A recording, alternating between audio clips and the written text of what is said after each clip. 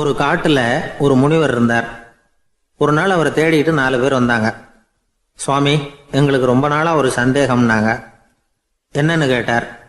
இந்த உலகத்துல எவ்வளவோ காரியங்கள் நடக்குது, எது நியாயம் எது அநியாயம் அப்படின்னு புரிஞ்சுக்க முடியலன்னாங்க. அது யாராலையும் புரிஞ்சுக்க முடியாதுன்னார் முனிவர். வந்தவங்களுக்கு ஆச்சரியமா போச்சு, ஒரு மாதிரியா பார்த்தாங்க. இதை முனிவர் கவனிச்சார். சரி, புறப்படுங்க என்னோடன்னார். எங்கன்னு கேட்டாங்க. இப்போ உங்க 4 பேரையும் ஒரு புஷ்பக விமானத்தில் அழைச்சிட்டு போறேன். இந்த உலகத்தில் சர்வசாதாரணமாக நடக்கக்கூடிய ஒரு காட்சியை உங்களுக்கு காட்ட போறேன். நீங்க பார்க்க போற அந்த காட்சி நியாயமா அநியாயமா அப்படிங்கிறத என்கிட்ட சொல்லணும். நீங்க சரியான பதில் சொன்னா புஷ்பக விமானத்தில் தொடர்ந்து பிரயாணம் பண்ணலாம். தவறான பதில் சொன்னா இந்த புஷ்பக விமானம் உங்களை கீழே தள்ளி விட்டுரும் அப்படின்னார். 4 பேருக்கும் பயம்தான். இருந்தாலும் முனிவர் கூப்பிடுறாரு அப்படின்னு சொல்லி புறப்பட்டாங்க. அவங்க எல்லாரும் புறப்பட்டு ஒரு காட்டு வழியாக போய்கிட்டு இருக்கிறாங்க புஷ்பக விமானத்தில். அங்கே நடக்கிற ஒரு காட்சியை காட்டுறார் முனிவர். அதோ அங்கே பாருங்கன்னார். அந்த விமானத்தில் இருந்தபடியே எல்லாரும் கீழே குனிஞ்சு பார்க்குறாங்க. அங்கே ஒரு தாய் புலி அப்போ தான் குட்டி போட்டிருக்கு. குட்டிகளை ஈன்ற உடனே பசிக்கு இறை தேடி அந்த பக்கமாக வருது. அதே நேரம் ஒரு தாய் மான், அதுவும் அப்போ தான் குட்டி போட்டிருக்கு. அதுவும் இதே மாதிரி குட்டிகளை ஈன்ற உடனே பசிக்கு இறை தேடி அந்த பக்கமாக வருது. இப்போ அந்த புலி அந்த மானை அடித்து போட்டுடுது. அதுவும் சாப்பிடுது, குட்டிகளுக்கும் கொடுக்குது. இப்போ அந்த புலிக்குட்டிகள் முகத்தில் மகிழ்ச்சி, தாயை இழந்த அந்த மான் குட்டிகள் முகத்தில் துக்கம். இப்போ அந்த முனிவர் 4 பேர்கிட்டையும் கேட்குறார், நீங்கள் இங்கே பார்த்தீங்களே, இதில் எது நியாயம் எது அநியாயம்? ஒவ்வொருத்தராக சொல்லுங்கள். உங்கள் பதில் சரியில்லைன்னா இந்த விமானம் உங்களை கீழே தள்ளி விட்டுரும். சொல்லுங்கள் பார்க்கலாம்னார். முதல்ல ஒருத்தன் சொன்னான், அந்த புலி செஞ்சது சரிதாங்க. அது பசிக்கு அதுதான் ஆகாரம். தன்னுடைய பசிக்கு தானே இறை தேடிக்கிட்டுது. அதில் என்ன தப்பு? அவ்வளவுதான். அதனால் புலி செஞ்சது நியாயம்தான் அப்படின்னா. அவ்வளவுதான், அந்த விமானம் அவனை அப்படியே கீழே தள்ளி விட்டுட்டுது. அதனால் அவன் கொடுத்த பதில் சரியில்லை அப்படிங்கிறது புரிஞ்சு போச்சு. இப்போ 2வது ஆள் சொன்னான், புலி செஞ்சது பாவம். அந்த தாய்மான் என்ன தப்பு பண்ணிச்சு? இப்போ அந்த குட்டிகளுக்கு யார் ஆதரவு? அதனால் புலி செஞ்சது அநியாயம் அப்படின்னா. அவ்வளவுதான், அவனையும் கீழே தள்ளி விட்டுடுது அந்த விமானம். இந்த பதிலும் சரியில்லை அப்படின்னு ஆயிட்டுது. இப்போ 3வது ஆள் வந்தான். முதல்ல 2 பேர் கீழே விழுந்ததை பார்த்துக்கிட்டு இருந்தான். அதனால் அவன் சொன்னான், ரெண்டுமே நியாயம்தாங்க. புலி இறை தேடினதும் இயற்கை, அதுக்கு மான் இறையானதும் இயற்கை. அதனால் இதில் ஒன்றும் தப்பு இல்லைன்னா. அவ்வளவுதான், அவனையும் அந்த விமானம் கீழே பிடிச்சி தள்ளி விட்டுது. இப்போ 4வது ஆள் வந்தான். முனிவர் கேட்டார், நீயாவது சொல்லுப்பா, இந்த செயலில் எது நியாயம்னார். அவன் தெளிவாக பதில் சொன்னான். அதாவது என்ன சொன்னான்னா, எனக்கு தெரியல அப்படின்னா. அவனை விமானம் கீழே தள்ளலை, சௌரியமாக அழைச்சிட்டு போட்டுது. இவனும் பிரயாணம் சௌக்கியமாக பண்ணானான். ஆக இதுதான் சரியான பதிலுங்கிறத முனிவர் உணர்த்தினார். இந்த கதையிலிருந்து நாம் புரிஞ்சுக்க வேண்டியது என்னன்னா, இந்த உலகத்தில் எவ்வளவோ காரியங்கள் நடக்குது. அதெல்லாம் ஏன் அப்படி நடக்குதுங்கிறதுக்கு எப்பேற்பட்ட பண்டிதராலும் பதில் சொல்ல முடியாது. தெரியாததை தெரியாதுன்னு ஒத்துக்கிட்டா வாழ்க்கை பிரயாணம் சுகமாக இருக்கும். அதனால் தேவையில்லாத விஷயங்களை புரிஞ்சுக்கிறதுக்கு நேரத்தை செலவு பண்ணிகிட்டு இருக்கக்கூடாது. வாழ்க்கையை குழப்பிக்க கூடாது. வாழ்க்கைக்கு தேவையானது என்னவோ அதை மட்டும் புரிஞ்சுக்கிட்டா போதும். இந்த காலத்து ஆள் ஒருத்தன் ஒரு பெரியவரை தேடி வந்தான். ஐயா, ஒரு சந்தேகம்னா. என்ன உன்னுடைய சந்தேகம்னார். பகுத்தறிவுன்னா என்ன, விதின்னா என்ன அப்படின்னு கேட்டான். இதுக்கு அவரு, இப்போ உன்னுடைய வலது காலை தூக்குன்னார். தூக்கினான். சரி, இப்போ உன்னுடைய வலது காலை கீழே இறக்காம உன்னுடைய இடது காலையும் தூக்குன்னார். தூக்கினான். பொத்துன்னு கீழே விழுந்துட்டான். பெரியவர் சொன்னார், உன்னால் ஒரு காலை தூக்க முடிஞ்சுது, அதுதான் பகுத்தறிவு. 2 கால்களையும் ஒரே சமயத்தில் தூக்குனா அடிபடும், அப்படிங்கிறது தான் விதி அப்படின்னு விளக்கம் கொடுத்தார். இவன் தன்னுடைய விதியை நொந்துக்கிட்டே இடுப்பை பிடிச்சிக்கிட்டு அங்கேருந்து நடந்து போயிட்டான். ஒரு ஊரில் ஒரு ராஜா இருந்தார். அவர் ஒரு பூனை வளர்த்தார். ரொம்ப செல்லமாக அவர் அந்த பூனையை வளர்த்தார். அவர் என்ன பண்ணுவார் தெரியுமா? இரவு நேரத்தில் அந்த பூனையோட தலையில் ஒரு விளக்கை வச்சுருவார். அந்த பூனை ரொம்ப ஜாக்கிரதையாக அந்த விளக்கு கீழே விழுந்துடாமல் பார்த்துக்கும். தலையை ஆட்டாமல் ரொம்ப நிதானமாக ராஜா பின்னாடி நடந்து போய்கிட்டே இருக்கும். அந்த விளக்கு வெளிச்சத்தில் எல்லா வேலைகளையும் செஞ்சுருவார். கையில் ஒரு விளக்கை தனியாக எடுத்துகிட்டு போக வேண்டிய அவசியமே இல்லை. விளக்க தூக்கிட்டு போகிற வேலையை அந்த பூனை பார்த்துக்கும். அதனால் ராஜாவுக்கு அந்த பூனை மேலே ரொம்ப பிரியம். மந்திரிகளையெல்லாம் கூப்பிட்டு அவங்கக்கிட்ட சொல்லுவார், பார்த்தீங்களா இந்த பூனை எவ்வளவு விசுவாசமாக நடக்குது, என் பேரில் எவ்வளவு மரியாதை பார்த்தீங்களா அதுக்கு அப்படிம்பார். இதை கேட்டுவிட்டு அங்கிருந்த அமைச்சர்களில் ஒருத்தர் சொன்னார், மன்னா நீங்கள் சொல்கிறது சரிதான், இருந்தாலும் இந்த பூனையோட விசுவாசத்தை நாம் கொஞ்சம் சோதித்து பார்க்க வேண்டியிருக்கு அப்படின்னாராம்.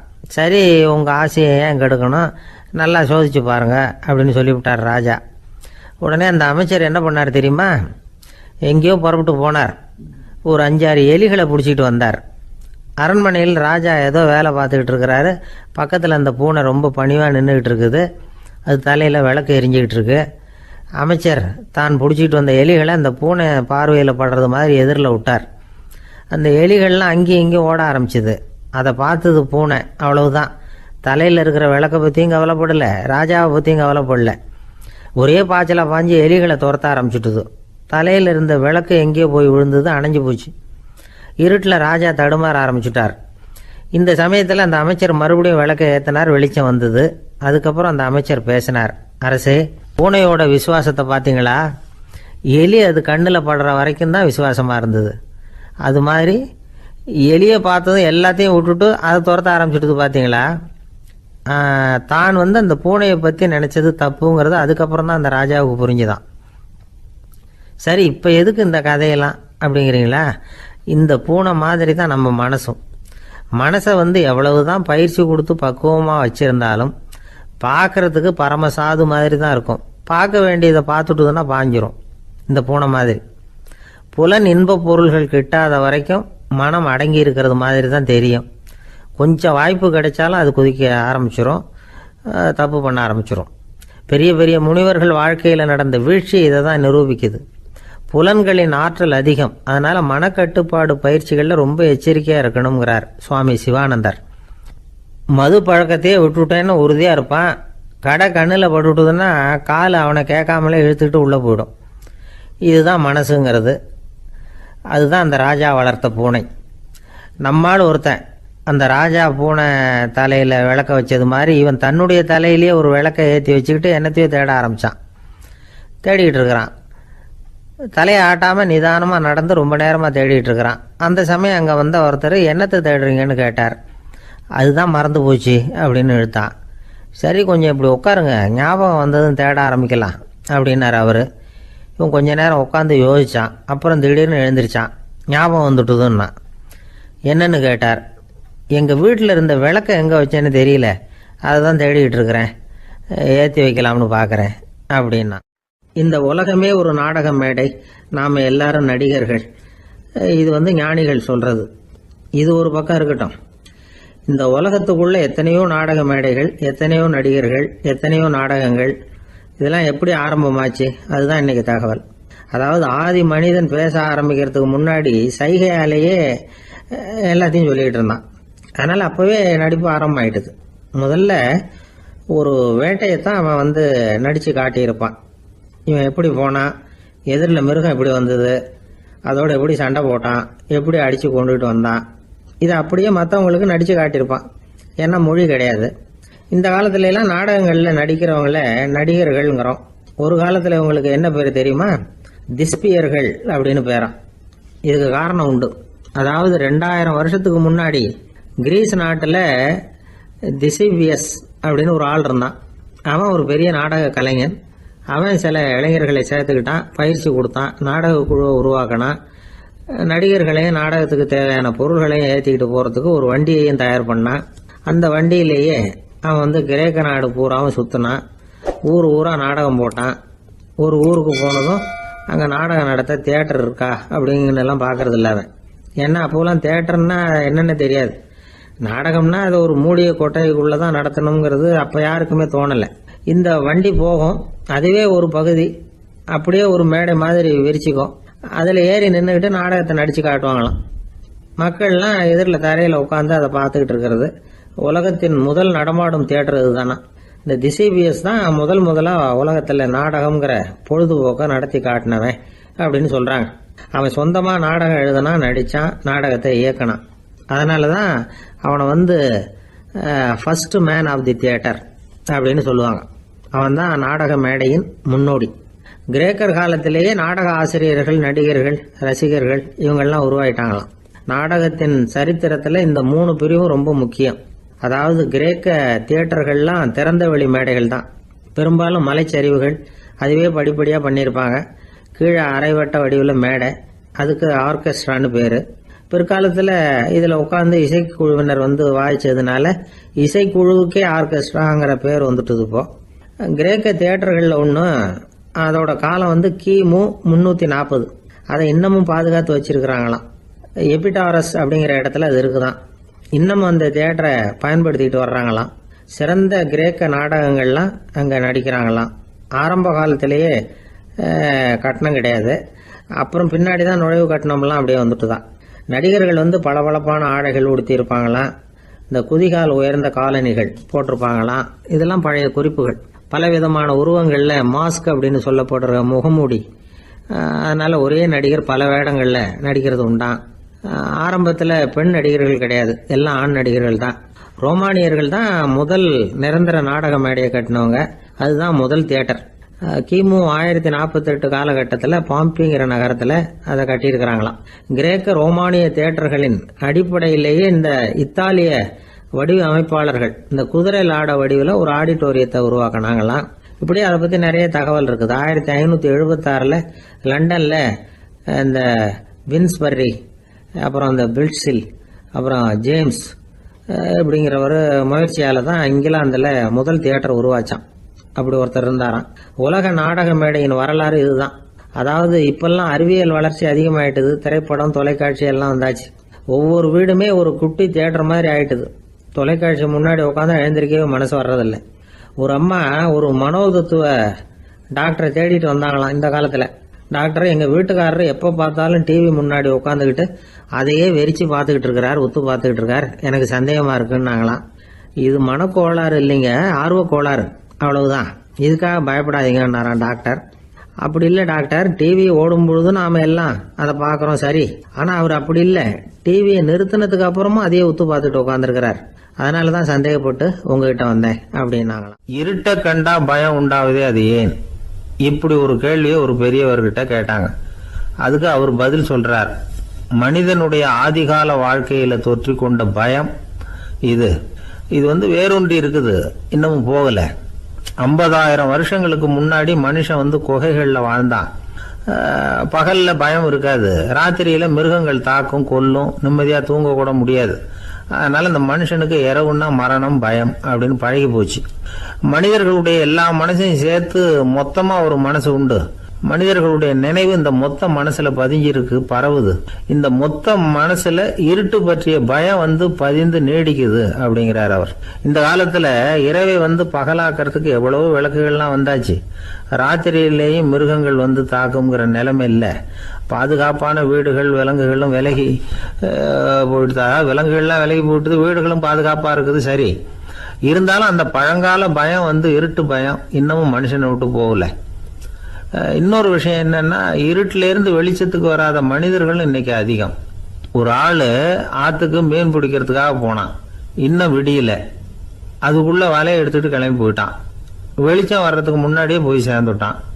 விடிகிற வரைக்கும் என்ன பண்றது, சும்மா கரையிலேயே உட்காந்து காலாட்டிக்கிட்டு இருக்கிறான். காலில் ஏதோ ஒரு சின்ன மூட்டை தட்டுப்பட்டுது. இருட்டில் அது என்னன்னு சரியா தெரியல. மூட்டைக்குள்ள சின்ன சின்ன கல்லா நிறைஞ்சி இருக்குது. சும்மா பொழுது போகணுமேங்கிறதுக்காக இவன் அந்த மூட்டைக்குள்ள இருந்து ஒவ்வொரு கல்லா எடுத்து ஆத்துல வீசிக்கிட்டு இருக்கிறான். விடிகிற வரைக்கும் வேற வேலை இல்லைங்கிறதுனால எப்படி செஞ்சுக்கிட்டே உட்காந்துருக்கிறான். கிழக்க மெதுவா வெளிச்சம் தெரிய ஆரம்பிச்சது, பொழுது விடியறதுக்கான அறிகுறி. இதுக்குள்ள அந்த மூட்டையில இருந்த எல்லா கல்லையும் எடுத்து வீசி எறிஞ்சுட்டான். கடைசியா ஒரே ஒரு கல் மட்டும்தான் கையில பாக்கி இருந்தது. வெளிச்சம் வந்ததும் அந்த கல்லை பார்த்தான், அப்படியே திகைச்சு போயிட்டான். அடடா, இது வரைக்கும் தெரியாம தப்பு பண்ணிட்டோமே அப்படின்னு நினைச்சான். ஏன் தெரியுமா, அவன் கையில இருந்தது வெறும் கல் இல்ல, விலை வசந்த ரத்தன கல். அது இருட்டுல என்னன்னு புரியாததுனால மூட்டையில இருந்த எல்லா ரத்தன கல்லையும் ஆத்துல வீசி எறிஞ்சிருக்கிறான். இப்போ அவனுக்கு அழுகையே வந்துடும் போல இருந்தது. வாழ்க்கையை வசதி ஆக்கிக்கிறதுக்கான வாய்ப்பு அவனுக்கு இருந்தது, இருந்தாலும் இருட்டில் அதை இழந்துட்டான். அந்த வகையில் அவனுக்கு கொஞ்சம் அதிர்ஷ்டம் இருந்திருக்குது. அதாவது ஏதோ ஒரு வகையில் இருந்திருக்குது. அதனால தான் அந்த கடைசி கல்லை எரியறதுக்குள்ள வெளிச்சம் வந்துட்டுது. பல பேருக்கு அந்த அளவு கூட அதிர்ஷ்டம் வர்றதில்லை. எல்லாத்தையும் வீசினதுக்கு அப்புறம் தான் வெளிச்சம் வரும். என்னென்னு விவரம் தெரியாமலே எழுந்திரிச்சு வந்துடுவாங்க. வாழ்க்கைங்கிறது ஒரு பெரிய புதையல். அதை புரிஞ்சிக்காம மனுஷன் அதை வீசி எரிஞ்சுக்கிட்டு இருக்கான் அப்படிங்கிறது தான் பெரியவங்க கருத்து. சில பேருக்கு புரிஞ்சுக்கிற நேரம் வரும், அதுக்குள்ள வாழ்நாள்லாம் ஓடி போயிருக்கும். அதுக்கப்புறம் என்ன பண்றது? நம்மால் ஒருத்தன் கையில் ஒரு சின்ன பையோட வந்துகிட்டு இருந்தான். பை உள்ள ஏகப்பட்ட நகைகள், ரத்தன கல் எல்லாம் இருக்கு. வந்துகிட்டு இருந்தவன் திடீர்னு அந்த பையை அப்படியே ஒரு குளத்துல வீசி எறிஞ்சுட்டான். மகான்கள் தான் இப்படி பற்று இல்லாம இருப்பாங்க. என்னங்க இது, விலை மதிப்புள்ள அந்த பையை இப்படி குளத்துல வீசி எறிஞ்சுட்டீங்களே, இதுக்கு என்ன அர்த்தம் அப்படின்னு கேட்டார் அவன் கூட வந்தவர். அவன் மெதுவா இவர் காதோட காதா சொல்றான், ஒரு போலீஸ்காரர் பின்னாடி வந்துகிட்டு இருக்கிறார், அவர் போனதுக்கு அப்புறம் இதை எடுத்துக்குவேன் அப்படிங்கிறான். திபேத் நாட்டுல புத்த மடாலயங்கள் நிறைய உண்டு. அதுக்கு ஒரு தலைமையகமும் உண்டு. அது இந்த திபேத் தலைநகரம் லாசாவில் இருக்குது. ரொம்ப காலத்துக்கு அப்பால அதை பற்றிலாம் நிறைய விவரங்கள் எழுதி வச்சிருக்கிறாங்க. அது இப்போவும் நமக்கு கிடைக்குது. அதாவது ரொம்ப தூரத்துக்கு அந்தாண்ட மலைகளுக்கு நடுவில் ஒரு கிளை மடாலயம். அந்த மடத்தின் தலைவருக்கு வயசாயிட்டு தான். அதனால் தலைமை பொறுப்பை வேற ஒருத்தர்கிட்ட ஒப்படைக்கலாம் அப்படின்னு முடிவு பண்ணாராம். உடனே ஒரு லாமாவை கூப்பிட்டார். அவர் மூலமாக தலைமை மடாலயத்துக்கு செய்தி அனுப்புனார், பொருத்தமான வாரிசு ஒருத்தரை அனுப்பி வைக்கும்படியாக. அந்த வாலிப லாமா புறப்பட்டார். காடு மேடெல்லாம் நடந்து போறார். ரொம்ப நாள் கழிச்சு தலைமை பீடத்தை அடைஞ்சார். தலைமை குரு கிட்ட விவரத்தை சொன்னார்.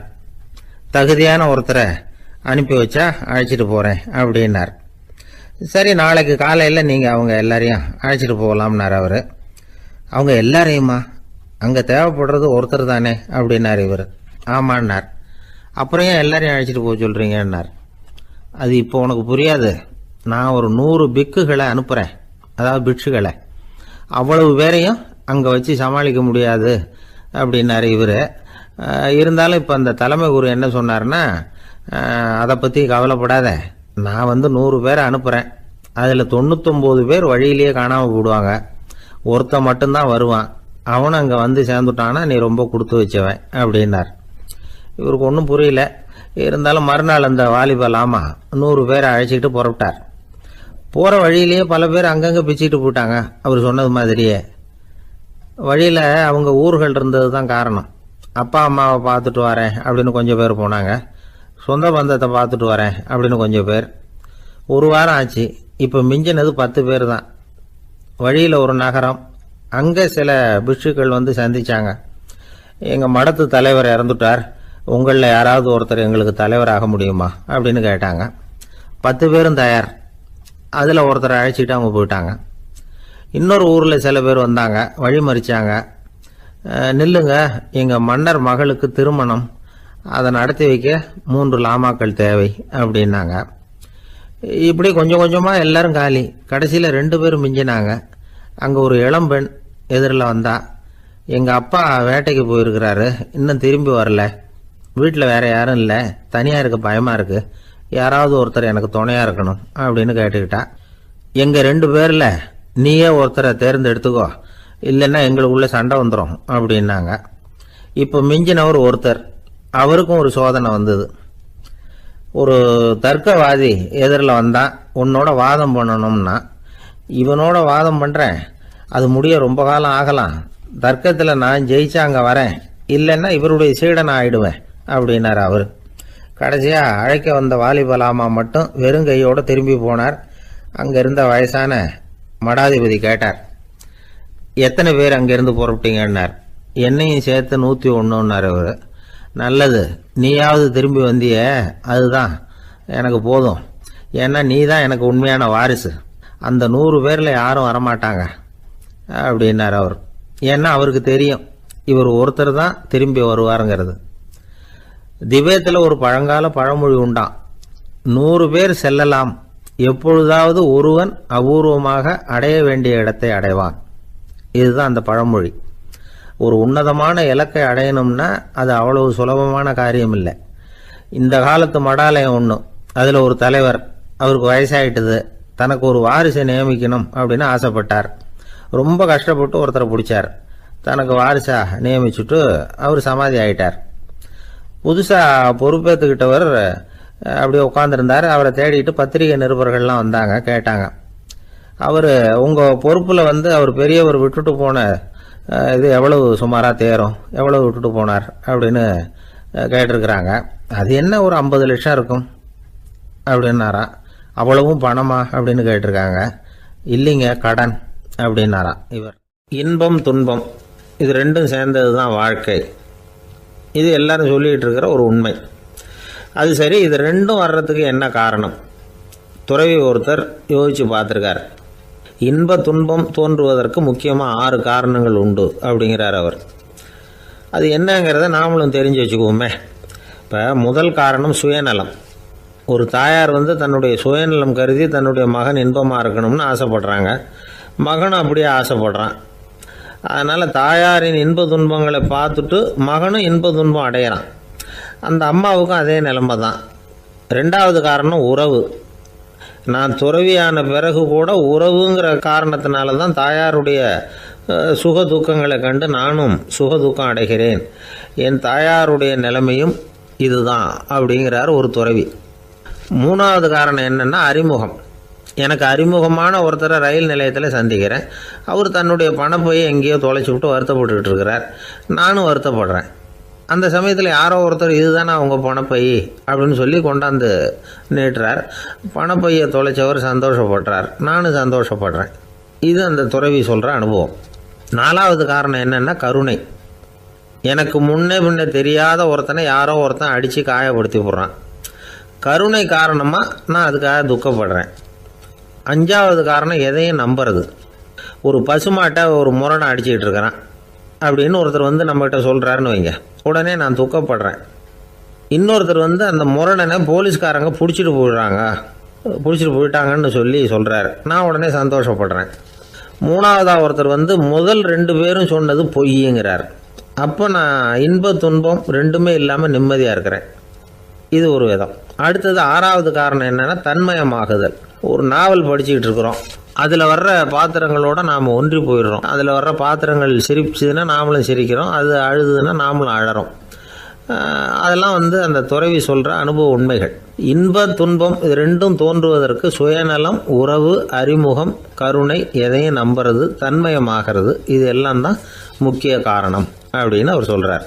ஆகக்கூடி ஒட்டு மொத்தமாக யோசனை பண்ணி பார்த்தா பிற பொருள்கள் மீது பற்றுதல் காரணமாக தான் நாம் இன்ப துன்பம் அடைகிறோம் அப்படிங்கிறத புரிஞ்சிக்க முடியுது. மனுஷன் இன்ப துன்பம் அடைகிறதுக்கு 7வது காரணம் கூட ஒன்று உண்டு அப்படின்னு சொல்லிகிட்டே வந்தார் ஒருத்தர். அது என்ன அப்படின்னு கேட்டோம். அதுதான் சார் இந்த நீங்கள் சொல்லிட்டு வர்ற இன்று ஒரு தகவல்னார். எப்படி சொல்கிறீங்கன்னு கேட்டோம். இன்று ஒரு தகவல் கேட்க ஆரம்பிக்கிறப்போ மனசில் இன்பம், ஆரம்பித்த உடனே இது ஏற்கனவே கேட்ட சமாச்சாரமாச்சே அப்படின்னு நினைக்கிறப்போ துன்பம் அப்படின்னு அதுக்கு ஒரு விளக்கம் கொடுத்தார் அவர். ஒரு தீக்குச்சி தீப்பெட்டியை பார்த்து கேட்டுதான், நாம் 2 பேரும் தானே உரசிக்கிறோம், ஆனால் நான் மட்டும் தீ பிடிச்சி எரிஞ்சு போகிறேன், நீ அப்படியே இருக்கிறியே அப்படின்னு தான். அதுக்கு தீப்பெட்டி சொல்லியிருக்குது, உனக்கு தலையில் கணம் இருக்குது அதனால் அழிஞ்சு போகிற அப்படின்னு தான். எப்படி இருக்கு பாருங்கள் இந்த பதில். தலையில் கணம் உள்ளவங்க யாருமே சரியாக இருக்க முடியாது. எவ்வளவு பெரியவங்களாக இருந்தாலும் சரி, ரொம்ப கஷ்டம்தான் அது. கர்வம்ங்கிறது கூடவே கூடாது. இதை விளக்கிறதுக்கு மகான் ஒருத்தர் ஒரு சம்பவத்தை சொல்கிறார். அர்ஜுனன் தீர்த்த யாத்திரை பண்ணானா. அப்போ தென்னிந்தியாவுக்கு வந்திருக்கிறான். ராமேஸ்வரத்துக்கு போனப்போ அங்கே இலங்கைக்கு கல்லுலாம் அடுக்கி போடப்பட்டிருந்த பாலத்தை பார்த்தானா. ஒரு சின்ன குரங்கு அதுக்கு பக்கத்தில் விளையாடிக்கிட்டு இருந்திருக்கு. அதை பார்த்துட்டு அர்ஜுனன் சிரிச்சிருக்கான். ஏன் சிரிக்கிறேன்னு கேட்டிருக்கு அந்த குரங்கு. ராமன் மிகச்சிறந்த வில் வீரன். அப்படி இருக்கிறப்போ அவன் இலங்கைக்கு அம்புகளாலேயே ஒரு பாலம் கட்டியிருக்கலாம். அதை விட்டுட்டு போயும் உன்ன மாதிரி குரங்குகளை துணையாக வச்சுக்கிட்டு இப்படி ஒரு கருங்கல் பாலத்தை கட்டியிருக்கிறானே அப்படின்னு நானா. அம்புகளால் பாலம் கட்ட முடியுமா அப்படின்னு கேட்டுதான் குரங்கு. ஏன் முடியாது, என்னால் முடியுமேன்னு இருக்கான் அர்ஜுனன். அம்பால் பாலம் கட்டலாம், இருந்தாலும் என்ன மாதிரி குரங்குகள் ஏறி நடந்தா அது தாங்குமா? அதனால தான் ராமர் கருங்கல் பாலமே கட்டினார் அப்படின்றது குரங்கு சொல்லிச்சான். அப்படியே சொல்கிற, நான் வேணும்னா இப்போ அம்புகளாலேயே ஒரு பாலத்தை கட்டுறேன், நீ அது மேலே ஏறி நடந்து பார். பாலம் விழுந்துட்டுதுன்னா நான் தீ மூட்டி அதில் குதித்து உயிர் தியாகம் பண்ணி விடுறேன் அப்படின்னு நான் ரொம்ப கோபமாக. உடனே அந்த சின்ன குரங்கு பெரிய உருவம் எடுத்துட்டு தான் கையில் கதையோடு அர்ஜுனன் முன்னாடி நிற்கிறான் அனுமன். பார்த்தா, என்னுடைய தலைவர் ராமரியா இழிவாக பேசுகிற, நீ இப்போ பாலம் கட்டு, நான் என்னுடைய பலத்தை காட்டுறேன் அப்படின்னா அனுமன். அர்ஜுனன் தன்னுடைய காண்டிபத்தை எடுக்கிறான், சரமாரியாக அம்புகளை விடுறான். அதெல்லாம் ஒன்றோட ஒன்று கோத்துக்கிட்டு அப்படியே பாலம் மாதிரி நிற்கிது. அர்ஜுனன் தலை நிமிர்ந்து நின்னான். அனுமன் உயர கிளம்பி அங்கேருந்து பாலத்தில் பொத்துன்னு இறங்கினான். பாலம் அப்படியே நொறுங்கி போச்சு தூள் தூளா. என்ன அர்ஜுனா, இப்போ என்ன செய்ய போகிற அப்படின்னா ஏளனமா. அர்ஜுனன் தலையை தொங்க போட்டுக்கிட்டான். சொன்னபடி தீ மூட்டி அதில் குதிக்கிறதுக்காக 3 தடவை சுற்றி வந்தான். அப்போது கிருஷ்ணர் அங்கே வந்தார். என்ன அர்ஜுனா, என்ன நடக்குது, என்ன இது அப்படின்னு ஒன்றும் தெரியாத மாதிரி கேட்டார். அர்ஜுனன் வாயை திறக்கிறதுக்கு முன்னாடி அனுமன் வாயை திறந்தான், நடந்ததை சொன்னான். அர்ஜுனன் சவால் விட்டபடி உயிர் திறந்தே ஆகணும்னா அனுமன். கிருஷ்ணர் யோசனை பண்ணார். நல்லது, இந்த சவால் விட்டதுக்கும் நடந்ததுக்கும் யார் சாட்சி? பெரியவர் ஒருத்தரை சாட்சியாக வச்சுக்கிட்டல்லவா நீங்கள் இந்த போட்டியை நடத்தியிருக்கணும் அப்படின்னார். அதனால் என்ன, இப்போ மறுபடியும் அந்த போட்டியை நடத்திவிட்டா போச்சு, என்னால் அந்த அம்பு பாலத்தை நொறுக்க முடியாதா அப்படின்னா அனுமன். சரி, இப்போ மறுபடியும் அது நடக்கட்டும்னார் கிருஷ்ணர். அர்ஜுனன் அம்பு பாலம் அமைச்சான். அனுமன் ஏறி குதிச்சான். பாலம் அசைஞ்சு கொடுக்கவே இல்லை, அவ்வளோ உறுதியாக இருக்குது. இப்போ அனுமன் தலையை குனிஞ்சுக்கிட்டான். அர்ஜுனன் நன்றியோடு நிமிர்ந்து பார்த்தான். கிருஷ்ணருடைய தோள்கள்லேயும் முதுகள்லேயும் ரத்தம். என்ன சுவாமி, என்ன நடந்ததுன்னு நான் பதறி போய், உன் அம்பு பாலத்தை நான் தான் முட்டு கொடுத்து தாங்கிக்கிட்டு இருந்தேன். அனுமன் குதிச்சப்போ என் மேலே ஏற்பட்ட காயங்கள் இவை. பின்ன உன்னுடைய அம்பு பாலத்தினாலேயா பாலம் நின்றுதுன்னு நினைக்கிற அப்படின்னாரான். முதல்ல அர்ஜுனன், அப்புறம் அனுமன் 2 பேருக்குமே கர்வ பங்கம் ஆயிட்டு தான். அதாவது அவங்க கிட்ட இருந்த கர்வம் போயிட்டுது. யாரா இருந்தாலும் கர்வம் கூடாதுங்கிறத இதிலிருந்து நாம புரிஞ்சுக்கணும். இந்த காலத்துல நாமெல்லாம் எந்த விஷயத்துக்கெல்லாம் கர்வப்பட்டுக்கிட்டு இருக்கோம் தெரியுமா? 2 பெண்கள் தங்களுடைய கணவன்மார்களை பத்தி ரொம்ப பெருமையா பேசிக்கிட்டாங்களாம். அதுல ஒரு அம்மா சொல்லியிருக்கு, என் வீட்டுக்காரர்கிட்ட எந்த சப்ஜெக்ட் கொடுத்தாலும் சரி, அந்த விஷயத்தை பத்தி அழகா 1 மணி நேரம் பேசுவார் அப்படின்னாங்களாம். உடனே இன்னொரு அம்மா, அது என்ன பிரமாதம், என் வீட்டுக்காரருக்கு சப்ஜெக்டே தேவையில்லை, விஷயமே இல்லாம நாள் பூரா பேசிக்கிட்டு இருப்பார் அப்படின்னாங்களாம். அந்த மரத்தின் உச்சியில ஒரு பறவை கூடு, ஏதோ ஒரு பறவை கூடு கட்டி இருந்தது. அது என்ன பறவைன்னா ராஜாளி. ஒரு குரங்கு அந்த மரத்து கிளையில தாவி தாவி குதிச்சுக்கிட்டு இருந்தது. அப்போ இந்த கூட்டுல இருந்த முட்டை அது கண்ணுல போட்டுட்டுது. அதுக்கப்புறம் அது சும்மா இருக்குமா, விளையாட்டா ஒரு முட்டையை எடுத்தது, மரத்தை விட்டு கீழே இறங்குச்சு. கீழே ஒரு குப்பை மேட்டில் ஒரு கோழி சில முட்டைகளை அது பாட்டுக்கு இட்டு வச்சிருந்தது. குரங்கு தன் கையில இருந்த ராஜாளி பறவையோட முட்டைய அந்த கோழி முட்டைகளோட சேர்த்து போட்டுட்டு போயிட்டுது. கோழி வந்தது, பார்த்தது, அதுக்கு ஒன்றும் வித்தியாசம் புரியல. தன்னுடைய முட்டைகளோட சேர்த்து அந்த ராஜாளி முட்டையையும் சேர்த்து அடைகாத்துது. கொஞ்ச நாள்ல குஞ்சுகள்லாம் பொரிச்சுது, எல்லாம் முட்டையை விட்டு வெளியில வந்தது. ராஜாளி பறவையோட குஞ்சு அந்த கோழி குஞ்சுகளோடவே சேர்ந்து வளர்ந்தது. மற்ற கோழி குஞ்சுகள் போலவே இதுவும் குப்பையை கிளறிச்சு புழு பூச்சிகளை சாப்பிட்டுது. காக்கைகள் தாக்கிறதுக்கு வந்ததுன்னா மற்ற கோழி குஞ்சுகள் மாதிரியே இதுவும் பயந்து போய் தாய் கோழியின் சிறகுகளுக்கு உள்ள ஒளிஞ்சுக்கும். இப்படியே கொஞ்ச காலம் போச்சு. குஞ்சுகள்லாம் வளர்ந்து பெருசாயிட்டுது. சிலது சேவல்களாச்சு, சிலது கோழிகளாச்சு. அந்த ஒண்ணு மட்டும் ராஜாளி ஆச்சு. ஆனா ஒரு விஷயம், தான் ஒரு ராஜாளிங்கிறது அந்த பறவைக்கு தெரியாது. தன்னையும் ஒரு கோழின்னே அது நினைச்சுக்கிட்டு இருக்கு. அப்படி நினைச்சுக்கிட்டு குப்பை மேட்டை கிளறிக்கிட்டு இருக்கு. ஒரு நாள் சாயந்தர நேரம் இந்த ராஜாளி பறவை கீழே அது பாட்டுக்கு வழக்கம் போல குப்பையை கிளறிக்கிட்டு இருக்குது. அப்போ அண்ணாந்து பாக்குது. வானத்துல உயரத்துல கூட்டமா ராஜாளி பறவைகள் உல்லாசமா வட்டம் அடிச்சு பறந்துகிட்டு இருக்கு. அதே இது பாக்குது. இதுக்கு மனசுக்குள்ள ஏக்கமா போச்சான். அப்போ இதுக்கு ஆண்டவன் பேர்ல கோபம் வந்துதான். ஆண்டவனுக்கு என் பேர்ல ஏன் இந்த ஓர வஞ்சனை, என்னையும் ஒரு ராஜாளியா படைச்சிருந்தா நானும் கூட இந்நேரம் ஆகாயத்துல உல்லாசமா பறந்துகிட்டு இருப்பேனே அப்படின்னு நினைச்சு வருத்தப்பட்டுதான். இது வேடிக்கையா இருக்குல்ல. ஒரு வகையில பார்த்தா நாம கூட இந்த ராஜாளி பறவை மாதிரி தான் வாழ்ந்துகிட்டு இருக்கோம் அப்படிங்கிறார் ஒரு உளவியல் நிபுணர். நம்மால எவ்வளவு வேலை செய்ய முடியும் அப்படின்னு நாம நினைச்சுக்கிட்டு இருக்கிறோமோ அதை விட பல மடங்கு நம்மால வேலை செய்ய முடியுமா, பல மடங்கு வேகமாவும் வேலை செய்ய முடியும் அப்படிங்கிறார் அவர். நம்முடைய முழுமையான பலம் என்னங்கிறது நமக்கே தெரியறது இல்லை, அதுதான் கஷ்டம். நம்முடைய பலம் தெரியாததுனாலதான் நாம எதுக்கு எடுத்தாலும் பயந்துகிட்டு இருக்கிறோம். ஒரு ஆள் இருந்தான், அவனுக்கு எப்படின்னா கோழியை கண்டா பயப்படுவான். ஏன் கோழியை கண்டா பயம்னா, அவனுக்கு மனசுக்குள்ள தான் ஒரு புழுன்னு நினைப்பு. தன்னை ஒரு புழுவா நினைக்கும் பொழுது, புழுன்னா கோழி வந்து கொத்தும்ல, அதனால கோழியை கண்டு பயப்பட ஆரம்பிச்சிட்டான். இவன் நடுங்கிடுவான். எதிரில் கோழி வந்ததுன்னா உடம்பு பூரா நடுங்க ஆரம்பிச்சிடும். வீட்டில் இருக்கிறவங்க பார்த்தாங்க. இவனை அழைச்சிட்டு போய் ஒரு மனநோய் மருத்துவமனையில சேர்த்துட்டாங்க. அங்கே உள்ள டாக்டர் இவருக்கு சிகிச்சையெல்லாம் கொடுத்தார். ஒரு வாரம் இவனை தங்க வச்சு வேண்டிய சிகிச்சையெல்லாம் கொடுத்து மன ரீதியாக அவனை மாற்றி, சரி இனிமேல் நீ வீட்டுக்கு போகலாம்னு சொல்லி அனுப்பி வச்சார். வீட்டுக்கு புறப்பட்டான். அப்போ சொன்னார், இதை பாருப்பா, நீ வீட்டுக்கு போகலாம், நேராக வீட்டுக்கு போ, நல்லா ஞாபகம் வச்சுக்கோ, இனிமே வந்து நீ ஒரு புழு கிடையாது, மனுஷன், தைரியமாக புறப்படு, போயிட்டு வா அப்படின்னு சொல்லி வழி அனுப்பி வச்சார். சரிங்க டாக்டர்னு சொல்லிவிட்டு இவன் புறப்பட்டு போனான். பாதி வழி போயிருப்பான். லேசா நிமிர்ந்து பார்க்குறான், எதிரில் ஒரு கோழி வந்துகிட்டு இருக்கு. அது பாட்டுக்கு சாதாரணமாக நடந்து வந்துகிட்டு இருந்தது. அவ்வளவுதான், இவன் உடம்பு கிடுகிடுன்னு ஆட ஆரம்பிச்சுட்டுது. திரும்பி ஓடி வந்துட்டான். டாக்டர் கேட்டார், ஏன்ப்பா திரும்பி ஓடி வந்துட்டேன்னு. பாதி தூரம் போயிட்டேன் டாக்டர், எதிரில் ஒரு கோழி வந்துகிட்டு இருக்குது, அதான் பயமா இருந்தது, வந்துட்டேன்னா. டாக்டருக்கு ஒரு மாதிரி ஆயிடுது. அவர் சொன்னார், இதை பாருப்பா, நான் தான் சொன்னேனே, நீ ஒரு புழு இல்லை, மனுஷன். இனிமே நீ புழு கிடையாது, நீ ஒரு மனுஷன். நீ ஒரு புழு இல்லைங்கிறது இன்னமும் உனக்கு புரியலையா அப்படின்னார் டாக்டர். நான் புழு இல்லைங்கிறது எனக்கு தெரிஞ்சுட்டுது டாக்டர், இது அந்த கோழிக்கு தெரியுமான்னு தெரியலையே அப்படின்னா. இவெல்லாம் எந்த காலத்துல மாறுறது? அதனால வாழ்க்கையில வெற்றி பெறணும் அப்படின்னு நினைக்கிறவங்க யாரா இருந்தாலும் தன்னுடைய பலம் என்ன அப்படிங்கிறத முதல்ல புரிஞ்சுக்கணும். தன்னுடைய சக்தியை புரிஞ்சுக்கிட்டவன் வெற்றி பெறுவது நிச்சயம். ஒரு நண்பர்கிட்ட பேசிக்கிட்டு இருந்தேன். அவருடைய உறவினர் ஒருத்தர் ஒரு நேர்முக தேர்வுக்கு போயிருந்தாராம், இன்டர்வியூக்கு. ரொம்பவும் பொறுப்பாகவும் கவனமாகவும் செயல்பட வேண்டிய பதவிக்கான நேர்காணல் அது. இவர் வந்து எழுத்து தேர்வுல ஏராளமான மதிப்பெண்கள் வாங்கிவிட்டார்.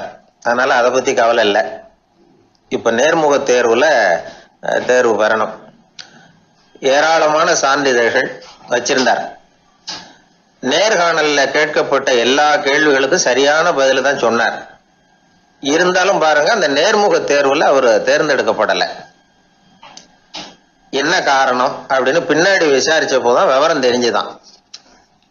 அது என்ன ஆயிருக்குதுன்னா, அந்த நேர்காணலின் போது இவர் வந்து நடந்துகிட்ட முறையில சில தவறுகள் நடந்து போச்சான். முக்கியமா வந்து 2 தவறுகள். ஒண்ணு, அவங்க ஒரு கேள்வியை கேட்டு முடிக்கிறதுக்குள்ளேயே இவர் பதில் சொல்ல ஆரம்பிச்சுட்டாராம். 2வது என்னன்னா, இவர் நாற்காலியில தாராளமா இயல்பா சாஞ்சி உட்காராம நாற்காலி முனையில உட்கார்ந்துருந்தாராம். இந்த 2 விதமான செயல்பாடுகளும் இவர் வந்து அவசரப்படுறவர், பதற்றப்படுறவர் அப்படிங்கிறதுக்கான அடையாளங்கள். அதாவது கேள்வியை கேட்டு முடிக்கிறதுக்குள்ளேயே முந்திக்கிட்டு பதில் சொல்றது. 2வது, நாற்காலியில இயல்பா தாராளமா உட்காராம நாற்காலி முனையில உட்கார்றது. பார்க்க போற வேலைக்கு அவசரம், பதற்றம் இது 2 இருக்கக்கூடாதான். அதனால மார்க் இருந்தும் சர்டிபிகேட் இருந்தும் அந்த வேலை வாய்ப்பு அவருக்கு கிடைக்கல. வேலை கொடுக்கறவங்க நம்ம கிட்ட இருந்து என்னதான் எதிர்பார்க்கறாங்க, இதை தெரிஞ்சு வச்சுக்கிறது நல்லது. முதல்ல மற்றவர்களுடன் தொடர்பு கொள்ளும் திறமை, அதாவது எபிலிட்டி டு கம்யூனிகேட். நீங்க நினைக்கிறத அழகா தொகுத்து வகைப்படுத்தி சொல்ல தெரியுதான்னு பார்ப்பாங்க. உங்க திட்டங்களை அடுத்தவங்க ஏற்றுக்கொள்ளக்கூடிய விதத்துல வெளிப்படுத்துறதுக்கு உங்களால முடியுதான்னு பார்ப்பாங்க. இதுக்கு என்ன செய்யறது? குழப்பம் இல்லாம சிந்திக்கணும், குழப்பம் இல்லாம பேசணும். 2வது விஷயம் என்னன்னா புத்திசாலித்தனம், அதாவது இன்டெலிஜென்ஸ். ஏத்துக்க போற வேலையை நல்ல விதமா செய்ய முடியுமா உங்களால? அதை எந்தெந்த வழியில செய்யலாம் அப்படிங்கிறத உங்களால தீர்மானிக்க முடியுமா? அந்த வேலைக்கான புது புது யோசனைகளை உங்களால சொல்ல முடியுமா அப்படின்னு பார்ப்பாங்க. இது இன்டெலிஜென்ஸ். 3வது தன்னம்பிக்கை, அதாவது செல்ஃப் கான்பிடன்ஸ். உங்களுக்கு அது உண்டா அப்படிங்கிறத கவனிப்பாங்க. எந்த சூழ்நிலையையும் சமாளிக்கணும், எப்படிப்பட்ட மனிதர்களையும் சமாளிக்கிற தைரியம் வேணும், அடுத்தவங்களை நமக்கு சாதகமா திருப்பக்கூடிய தன்னம்பிக்கை வேணும். 4வது பொறுப்புகளை முன்வந்து ஏற்றுக்கொள்ளுதல், வில்லிங்னஸ் டு அக்செப்ட் ரெஸ்பான்சிபிலிட்டி. பொறுப்புகள்ல இருந்து நழுவி போக ஆசைப்படாம செஞ்சு முடிக்கணும். 5வது வந்து முன் வருதல், இனிஷியேட்டிவ். வேலையோட முக்கியத்துவம் உணர்ந்து அதை ஏத்துக்கிட்டு தகுந்த நடவடிக்கைகளை தயங்காம எடுக்கிறதுக்கு முன் வரணும். 6வது என்னன்னு கேட்டீங்கன்னா தலைமைத்துவம், லீடர்ஷிப். 4 பேருக்கு தலைமை தாங்கி நல்ல விதத்துல நடந்துக்க தெரியுதா. 7வது கற்பனை திறன், இமேஜினேஷன். சில பிரச்சனைகள் வரக்கூடும் அப்படின்னு முன்கூட்டியே யூகிச்சு அதுக்கு தகுந்த மாதிரி நடவடிக்கை எடுக்கிற திறமை உண்டா அப்படிங்கிறத பார்ப்பாங்க. 8வது என்னன்னா வளைந்து கொடுத்தல், பிளெக்சிபிலிட்டி.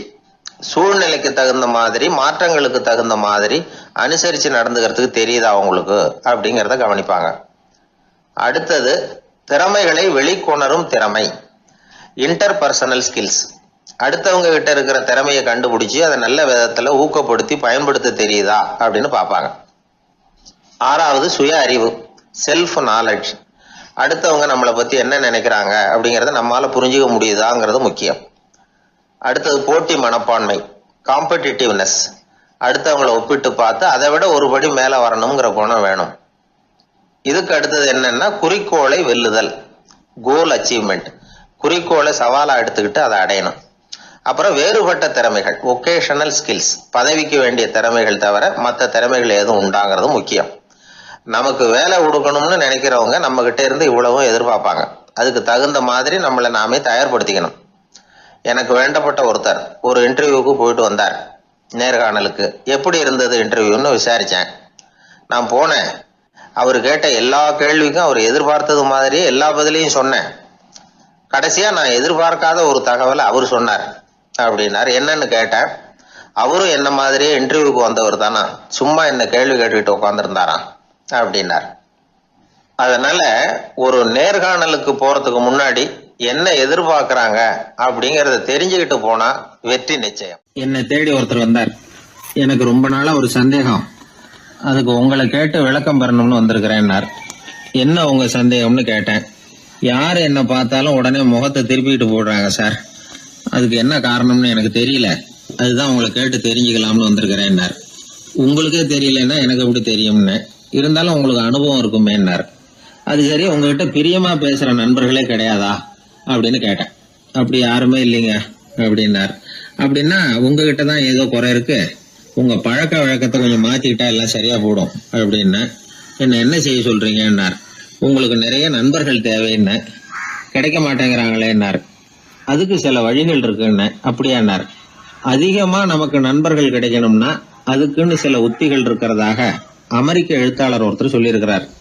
சரி, அப்படி அவர் என்னதான் சொல்லியிருக்கிறார் அப்படின்னா வரிசையா சொல்றேன் கேட்டுங்க அப்படின்னு சொல்லி அவர்கிட்ட சொல்ல ஆரம்பிச்சேன். அதாவது முதல்ல நாம தெரிஞ்சுக்க வேண்டியது என்னன்னா, எப்ப பார்த்தாலும் நம்மளை பத்தியே பேசிட்டு இருக்க கூடாது. நமக்கு எதிரில் உட்கார்ந்து இருக்கிறவங்க நிறைய பேசுறதுக்கு வாய்ப்பு கொடுக்கணும். அவர் பேசுற விஷயம் எதுவா இருந்தாலும் எப்படி இருந்தாலும் ஆமா நல்லது அப்படின்னு சொல்லி ஏத்துக்கணும். இது முதல் கருத்து. 2வது என்ன சொல்றாங்கன்னா, கூடுமான வரைக்கும் யாருகிட்டையும் அனாவசியமா வாதம் பண்ணிட்டு இருக்க கூடாது. 3வது கருத்து என்னன்னா, எந்த பிரச்சனையையும் அடுத்தவங்க கண்ணோட்டத்திலேயே பார்க்கணும், நம்ம பார்வையிலேயே பார்த்துட்டு இருக்க கூடாது. எப்பொழுதுமே அடுத்தவங்களுடைய மனோபாவத்தை நாம புரிஞ்சு வச்சுக்கிட்டோம்னா நம்மளை யாராலும் ஜெயிக்க முடியாது. 4வது கருத்து என்ன சொல்றாங்கன்னா, ஒருத்தர்கிட்ட பேச ஆரம்பிக்கும் பொழுது இயல்பா அன்பா ஆரம்பிக்கணும். இப்போ உதாரணத்துக்கு ஒண்ணு சொல்லணும்னா, உங்களுக்கு இந்த சட்டை ரொம்ப பொருத்தமா இருக்குது அப்படின்னு ஆரம்பிக்கலாம். அதை விட்டுட்டு அன்னைக்கு என்ன சார் என்ன அம்போன்னு விட்டுட்டு போயிட்டீங்க அப்படின்னு ஆரம்பிக்க கூடாது. 5வது விஷயம், நம்முடைய தவறுகளை தயக்கம் இல்லாம ஒத்துக்கணும். அப்படி ஒப்புக்கொள்ள கூச்சப்படக்கூடாது. 6வது கருத்து என்னன்னா, அடுத்தவங்க அபிப்பிராயங்களுக்கு மதிப்பு கொடுக்கணும். நீங்க சொல்றது தப்பு சார் அப்படின்னு முகத்தில் அடிச்சது மாதிரி பேசக்கூடாது. 7வது கருத்து என்ன சொல்றாங்க, நம்முடைய கருத்து என்னவோ அதை எதிராளியின் வாயிலிருந்து வரவழைக்கணுமா. அப்படி வரவழைக்கிறதுக்கு நாம முயற்சி பண்ணணும், அதுக்கு தகுந்த மாதிரி நாம பேசணும். 8வது குறிப்பு என்னன்னா, சில பேர் எப்ப பார்த்தாலும் சவால் விட்டுக்கிட்டே இருப்பாங்க, அனாவசியமா சவால் விடக்கூடாது.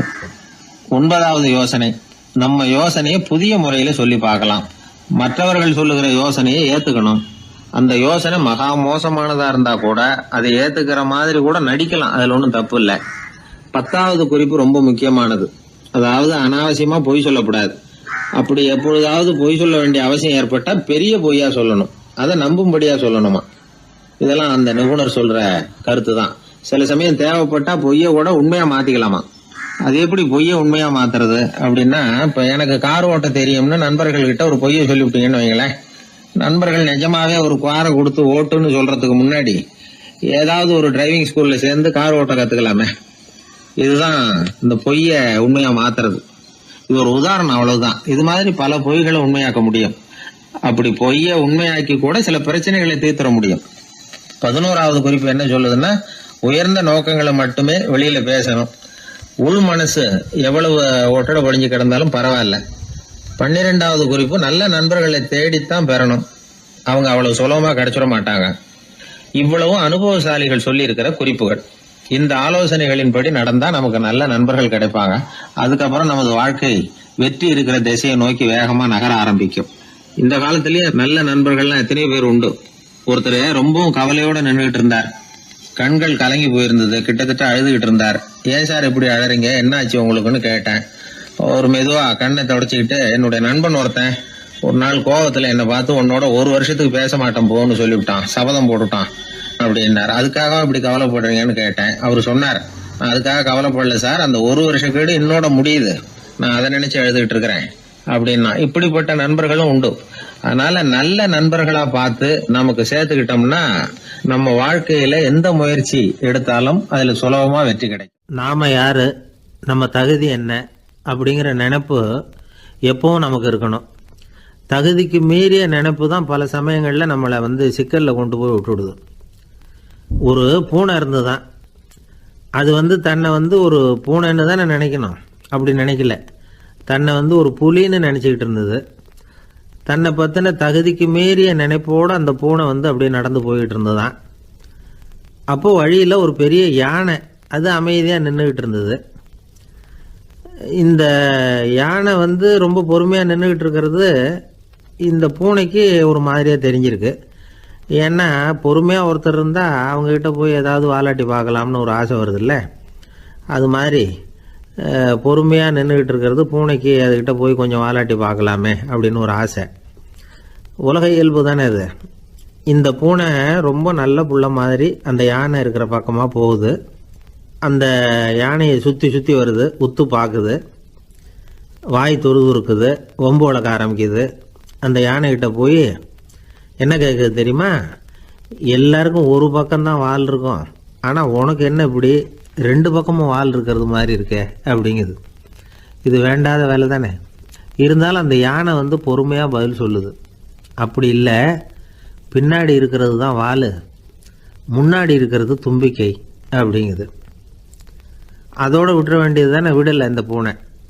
அது சரி, தும்பிக்கை ஏன் அப்படி உருண்டையாக பெரிய தூணு மாதிரி இருக்குது, அது என்னத்துக்கு அப்படிங்குது.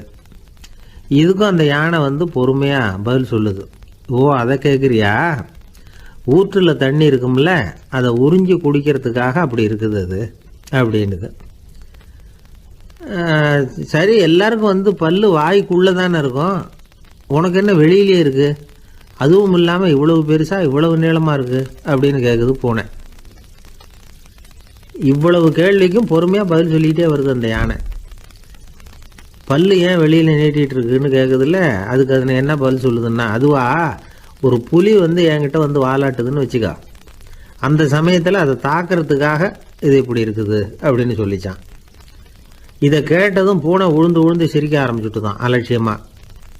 ஏன் சிரிக்கிறேன்னு கேட்டிருக்கு. என்னமோ பாயறது மாதிரி பேசுறிய, மலை எங்கேயாவது பாயறது உண்டா? நீ கருப்பாக பெருசாக இருக்கிற மலை மாதிரி இருக்கிற, உன்னால் எப்படி பாய முடியும், அது முடியாத காரியம் அப்படின்னு சொல்லிவிட்டு மறுபடியும் சிரிக்குது இந்த பூனை. என் உடம்பை பார்த்துட்டு தானே மலைன்னு சொல்கிற, நான் பாய வேண்டிய அவசியம் இல்லை, என்னுடைய எதிரியை பாய வச்சுருவேன் அப்படின்ட்டு. எப்படி பாய வைப்பேன்னு கேட்டுதான் பூனை. இந்த உன்னை பாய வைக்கிறேன் பார் அப்படின்னு சொல்லி அந்த பூனையை அப்படியே தும்பிக்கையால் லேசாக தூக்கி வேகமாக விட்டெறிஞ்சுதான். எங்கேயோ போய் தூரத்தில் பொத்துன்னு விழுந்தது அந்த பூனை. அப்பாடான்னு இடுப்பை பிடிச்சிக்கிட்டே எழுந்திரிச்சு நின்று பார்க்குது. தூரத்தில் அந்த யானை இன்னமும் பொறுமையாக ஆனால் கம்பீரமாக நின்றுக்கிட்டு இருக்குது. இப்போ தான் அந்த பூனைக்கு ஞானோதயம் பிறகுதான். யானை பாய வேண்டிய அவசியம் இல்லை, அதுக்கு நீளமாக தும்பிக்கை இருக்குது அப்படிங்கிறத அது புரிஞ்சுக்கிட்டு தான். வலியாரிடம் வாயாடக்கூடாது அப்படிங்கிற பாடத்தை இந்த பூனை கற்றுக்கிட்டது. இந்த காட்சி பாவேந்தர் பாரதிதாசன் கைவண்ணத்தில் ஒரு கவிதையாக உருவெடுத்து வருது. பாவேந்தர் எழுதின கவிதை என்ன தெரியுமா? 2 பக்கமும் வாலா என்றது பூனை, எதிரிலே தும்பிக்கை என்றது யானை, உருண்ட துதிக்க ஏனோ என்றது பூனை, ஊற்று நீரை உறிஞ்ச என்றது யானை, திரண்டு நீண்ட பல் ஏன் என்றது பூனை, சீரும் புலியை தாக்க என்றது யானை, இருண்ட மலை பாயாதென்றது பூனை, எடுத்தெறிந்தது பூனையை போய் யானை. இந்த கவிதையில் ஒரு பாடமும் இருக்குது, படமும் இருக்குது. அதாவது இதை படிக்கவும் முடியுது, பார்க்கவும் முடியுது.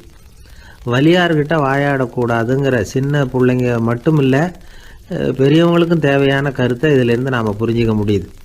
ஒருத்தன் அப்படி தான் ஆத்தங்கரையில் பொறுமையாக உட்காந்துக்கிட்டு இருந்த இன்னொருத்தனை போய் தலையில் கூட்டினான். அவன் பார்த்தான், உடனே ₹1 எடுத்து இவன் கையில் கொடுத்தான். இவனுக்கு ஒன்றும் புரியல. அவன் சொன்னான், இந்த ஊரில் இப்படி ஒரு வழக்கம், யாரை கூட்டினாலும் ஒரு கூட்டுக்கு ₹1 விதமாக கொடுத்துட்றது பழக்கம் அப்படின்னு பொறுமையாக சொல்லியிருக்கிறான். இவனுக்கு ரொம்ப ஆசை உண்டாயிட்டுது. உடனே ஊருக்குள்ளே ஓடினான். கொஞ்ச நேரம் கழித்து திரும்பி ஓடி வந்தான். அந்த முதல் ஆசாமியை மறுபடியும் பார்த்தான். உங்கள் பேச்சை கேட்டுவிட்டு ஊருக்குள்ளே போய் ஒரு பெரிய ஆசாமியை பார்த்து அவன் தலையில் 10 குட்டு கூட்டினேன். ஆனால் அவன் உடனே என்கிட்ட இருந்ததை எடுத்து என் கையிலேயே கொடுத்துட்டான் அப்படின்னா. என்னத்தை பணத்தையான்னு கேட்டிருக்கிறான். இல்லை பல்லு அப்படின்னு சொல்லி கையில் காட்டினான். ஒரு ரயில் வேகமாக போயிட்டுருக்கு. அது ஒரு ரயில்வே ஸ்டேஷனில் கொஞ்ச நேரம் நின்றுது. அப்போது அதில் ஒரு ஆள் ஏறினார். தலையில் ஒரு மூட்டையை வச்சுருந்தார். மூட்டையை தலையில் சுமந்துக்கிட்டே உள்ளே வந்தார்.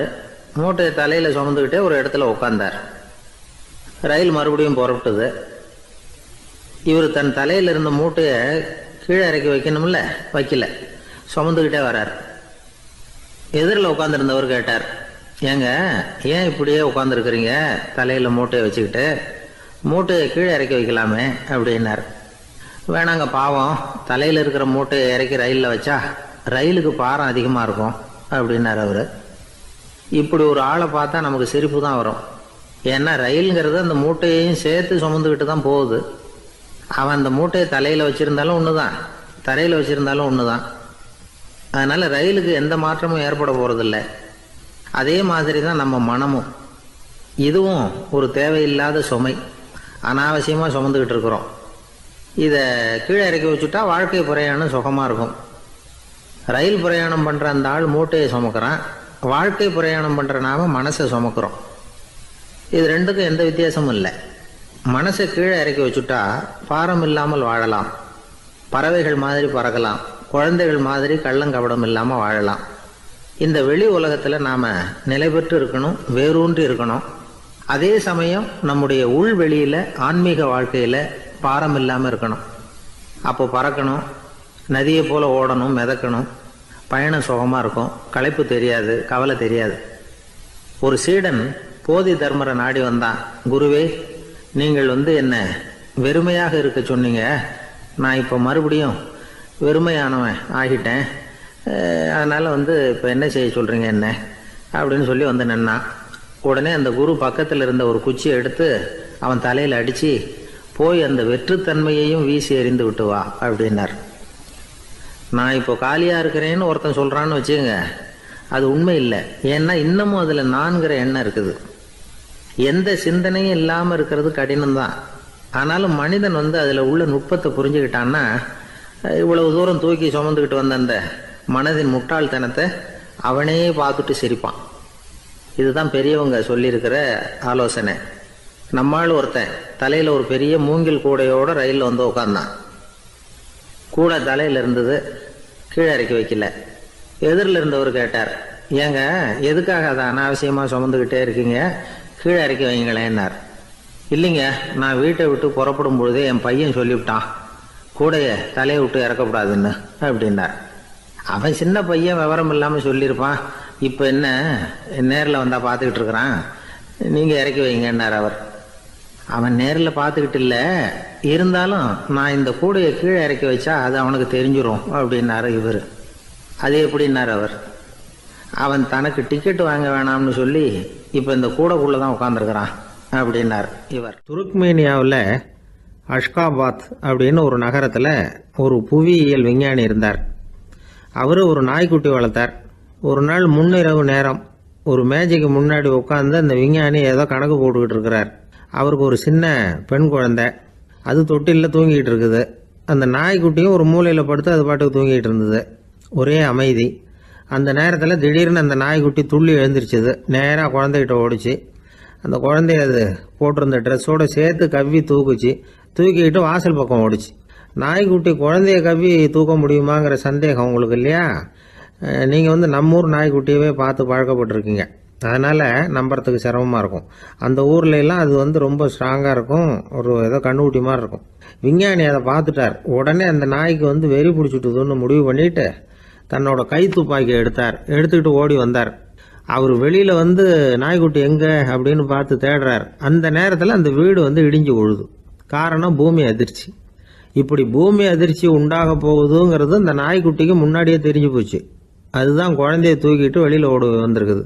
அது மூலமாக அந்த குடும்பத்தையே காப்பாற்றி இருக்குது அந்த நாய்க்குட்டி. இந்த சம்பவம் நடக்கிறதுக்கு 3 நாளைக்கு முன்னாடியே சில பிராணிகளுக்கு இப்படி நடக்க போகுதுங்கிறது தெரிஞ்சிருக்குதான். ஆமாம், அந்த நகரத்தில் 3 நாளைக்கு முன்னாடியே பாம்பு, பல்லி இதெல்லாம் அது தங்கியிருந்த வலையை விட்டு வெளியில் ஓடி வந்துட்டுது. அதே மாதிரி அங்கிருந்த புறாவெல்லாம் பறந்து போயிடுச்சான். இதே மாதிரி யுகோஸ்லோவியாவில் கூட ஒரு நகரம். அங்கே ஒரு நாள் ராத்திரி ஒரு மிருக காட்சி சாலையில் திடீர்னு ஒரு பெரிய கலவரம், கூச்சல், குழப்பம். அங்கே இருந்த கழுதை, புலி, யானை, பறவை எல்லாம் கண்ணாபின்னான்னு கத்த ஆரம்பிச்சுட்டுது. நீர் யானை அதுக்குன்னு போட்டிருந்த தடுப்பையே தாண்டி குதிச்சு வெளியில் வந்துட்டுதான். மறுநாள் தான் எல்லாருக்கும் விஷயம் புரிஞ்சுது. அடுத்த நாள் காலையில் அங்கே பூமி அதிர்ச்சி உண்டாயிட்டுது. இப்போ பாருங்க, அதாவது மனுஷனை போய் தீர்க்க தரிசி அது இதுன்னு சொல்லிட்டு இருக்கிறோம். இவனை விட அது பரவாயில்லைன்னு தோணுது. அதாவது மிருகங்கள் ஒன்று நடக்க போகுதுங்கிறத முன்னாடியே புரிஞ்சுக்குதே. சரி, இதெல்லாம் எப்படி அது முன்கூட்டி புரிஞ்சுக்குது? அதுதான் படைப்பு ரகசியம். அதை கண்டுபிடிக்கிறதுக்கு தான் மனுஷன் ஆராய்ச்சி பண்ணிட்டு இருக்கிறான். விஞ்ஞானிகளோட ஆராய்ச்சியெல்லாம் ஒரு பக்கம் இருக்கட்டும், வீட்டுக்குள்ளேயே சில ஆராய்ச்சி பண்ணி பாருங்களேன். இப்போ சில யோசனை சொல்லி அதை சோதனை பண்ணி பாருங்க அப்படின்னு ஒருத்தர் சொன்னாராம். அதாவது இப்போ மழை வருமா வராதா அப்படின்னு தெரிஞ்சுக்கணுமா, உடனே ஒரு பூனைக்குட்டி பின்னாடியே மெதுவாக போய் அது என்ன செய்யுதுன்னு கவனித்து பார்க்கணும். பூனைக்குட்டி தன்னோட பாதத்தினால சுகத்தில் அப்படி கீறிக்கிட்டு இருக்கும். அப்படி கீறினா கண்டிப்பாக மழை வரும். சில சமயம் பூனைக்குட்டி அப்படி மல்லாந்து படுத்துக்கிட்டு பாதத்தை உயர தூக்கும். அப்படியும் எப்படியும் புரளும். இப்படி செஞ்சதுன்னா அன்னைக்கும் மழை இருக்காது. அதனால் முன்னாடி இருந்தது மழை வர்றதுக்கு அறிகுறி, இது மழை இல்லைங்கிறதுக்கு அறிகுறி. பறவைகள், பிராணிகள் இதுகளோட நடவடிக்கைகளை பார்த்துட்டு அதையெல்லாம் அடிப்படையாக வச்சு தான் காலநிலையை கண்டுபிடிக்கிற கருவிகளை கண்டுபிடிச்சிருக்கிறாங்க. வாத்து இருக்குல்ல, சில சமயம் தன்னோட அழகை தன்னோட இறகுகளில் அப்படியே புதைச்சிக்கும். அப்படி செஞ்சால் குளிர்காலம் வரப்போகுதுன்னு அர்த்தம். பருவநிலை குளிராக மாறப்போகுதுங்கிறதுக்கு இதுதான் அறிகுறி. சிட்டுக்குருவி இருக்குதுல்ல, அதெல்லாம் புழுதியில் உழுந்து புரளும். சிறகுகளை படபடன்னு அடிச்சுக்கும். அப்படி செஞ்சால் மழை வரப்போகுதுன்னு அர்த்தம். ஒன்று மட்டும் நாம் நல்லா தெரிஞ்சுக்கணும். இயற்கையின் சீற்றம்னு சொல்கிறோம் இல்லையா, இயற்கை ஏன் நம்ம மேலே கோவப்படுது? இயற்கையை நாம் அனுசரித்து போகிறதில்ல, அதனால் கோவப்படுது. காடுகளை அழிக்கப்படாது, விலங்குகளை கொல்லப்படாது, இயற்கை ஏற்படுத்தி வச்சிருக்கிற சமநிலையை கெடுக்கப்படாது. அதை புரிஞ்சுக்கிட்டு வாழ்ந்தோம்னா பூமியும் நடுங்காது, நாமளும் நடுங்க வேண்டிய அவசியம் இருக்காது. ஒருத்தர் இருந்தார், சாராய கடைக்கு போனாராம். நிறைய சாப்பிட்டார். அப்புறம் சொன்னார், இது ரொம்ப அற்புதமான சரக்கு போல இருக்கு. உள்ளே போன உடனே இந்த பூமியே நடுங்கிறது மாதிரி இருக்கு எனக்கு அப்படின்னாராம். இதுக்கு கடைக்காரர் சொல்லியிருக்கார், நீங்கள் சாப்பிட்டது வெறும் பச்சை தண்ணி தாங்க, இப்போ ஏற்பட்டிருக்கிறது நிஜம் பூமி அதிர்ச்சி அப்படின்னாராம். ஒரு ஊரில் ஒரு புகழ்பெற்ற பத்திரிகையாளர் இருந்தார். அவர் ஒரு நாள் திடீர்னு இறந்து போயிட்டார். அதுக்கப்புறம் நேராக சொர்க்கத்துக்கு போனார். சொர்க்கத்தின் வாசலில் நின்றுகிட்டு இருந்த ஒருத்தர் அவரை தடுத்தார். இதை பாரு, ஏற்கனவே இங்கே 12 பத்திரிகையாளர்கள் இருக்கிறாங்க, அவங்களுக்கு இங்கே வேலை இல்லை. அதுக்கு என்ன காரணம்னா, சொர்க்கத்தில் திடுக்கிடும் செய்திகள்லாம் ஒன்றும் கிடையாது. அப்படி என்ன இருக்க போகுது இங்கே எல்லாம் அது ஒழுங்காக நடந்துகிட்டு இருக்கோம். எல்லாம் ஒழுங்காக நடந்தால் பத்திரிகைகளுக்கு சுவாரஸ்யமான கொலை, கொள்ளை, தீ வைப்பு இது மாதிரி எதுவும் இங்கே இல்லை. ஏற்கனவே இங்கே இருக்கிறவங்க எல்லாரும் மரத்தடியில் உட்காந்துக்கிட்டு தியானம் பண்ணிகிட்டு இருக்கிறாங்க. அந்த ஒரே செய்தி தான் தினமும் இங்கே வந்துக்கிட்டு இருக்குது. அதை படிக்கிறதுக்கே இங்கே ஆள் கிடையாது. அதனால் நான் என்ன சொல்கிறேன்னா, நீ பேசாமல் நரகத்துக்கே போயிடு. அங்கே எவ்வளவோ நிகழ்ச்சிகள் நடந்துக்கிட்டு இருக்கு. அங்கே தான் அதிகமான பத்திரிகையாளர்கள் தேவைப்படுறாங்க. அங்கே உனக்கு நிறைய வேலை இருக்கும். அதை செய்கிறதில்ல நீயும் மகிழ்ச்சியாக இருக்கலாம் அப்படின்னு சொன்னாராம். அங்கே அந்த சொர்க்கத்தின் வாசலில் நின்றுக்கிட்டு இருந்தவர். இந்த பத்திரிகையாளர் அங்கேயே நின்று கொஞ்சம் யோசனை பண்ணார். இவருக்கு சொர்க்கத்திலே இருக்கணும்னு தான் ஆசை. அதனால் மெதுவாக அவர்கிட்ட பேசினாராம். ஐயா, என்னை ஒரு 24 மணி நேரம் இங்கே உள்ளே இருக்கிறதுக்கு அனுமதி கொடுங்க. இங்கே இருக்கிற பல பத்திரிகையாளர்களை எனக்கு தெரியும். அவங்களில் சில பேரை சமாதானப்படுத்தி மெதுவாக பேசி நரகத்துக்கு அனுப்பி வச்சுட்றேன். நான் இங்கே இருந்துக்கிறேன். உங்கள் கணக்குப்படி 12 பேருக்கு மேலே இங்கே தாண்டாது, அப்படி பார்த்துக்கிறேன் அப்படின்னாராம். அவரும் யோசனை பண்ணி பார்த்துட்டு, சரி அப்படியே உனக்கு அனுமதி கொடுக்குறேன், ஆனால் ஒரு விஷயம், 24 மணி நேரம் தான் அனுமதி, அதுக்குள்ளே எல்லாம் நடக்கணும் அப்படின்ட்டுருக்கார். சரின்னு சொல்லிவிட்டு இந்த பத்திரிகையாளர் உள்ளே போனார். யோசனை பண்ணார், திட்டம் போட்டு ஒரு பொருளையை கிளப்பி விட்டார். சக பத்திரிகையாளர்கள் எல்லாம் கூப்பிட்டு சொன்னாராம், இந்த பாருங்க, நரகத்தில் ஒரு பெரிய தினசரி பேப்பரை கொண்டுகிட்டு வர்றதுக்காக திட்டம் போட்டுக்கிட்டு இருக்காங்க. அதுக்கு பல அதிகாரிகள் தேவைப்படுறாங்க, நிறைய சம்பளம் கிடைக்கும். யார் யாரெல்லாம் நரகத்துக்கு போக ஆசைப்படுறாங்களோ அவங்கெல்லாம் போகலாம் அப்படின்னு ஒரு பொருளையை கிளப்பி விட்டார். 24 மணி நேரம் கழித்து வாசல் பக்கம் போனார். அங்கே இருந்தவர்கிட்ட எத்தனை பேர் வெளியேறினாங்கன்னு விசாரிச்சாராம். அப்போ அவர் இவரை, நீ வெளியே போகக்கூடாது, முதல்ல உள்ளே தான் இருக்கணும் அப்படின்னு தடுத்தாராம். அப்புறம் சொன்னாராம், நீ சொன்ன செய்தியை கேட்டதும் இங்கே இருந்த எல்லா பத்திரிகையாளர்களுமே நரகத்துக்கு போயிட்டாங்கப்பா, உள்ளே யாருமே இல்லை, அதனால் நீ உள்ளே இருக்கலாம் அப்படின்னாராம். இதை கேட்டதும் இந்த பத்திரிகையாளரே குழம்பி போயிட்டார். ஒருவேளை உண்மையிலேயே நரகத்தில் புதுசாக பத்திரிகை ஏதாவது ஆரம்பிக்க போகிறாங்களோ அப்படின்னு அவரே நினைக்க ஆரம்பிச்சிட்டாராம். அப்புறம் சொன்னாராம், ஐயா என்னை விட்டுருங்க, நான் நரகத்துக்கே போயிடுறேன், அங்கே ஏதோ விசேஷம் இருக்கணும் அப்படின்னாராம்.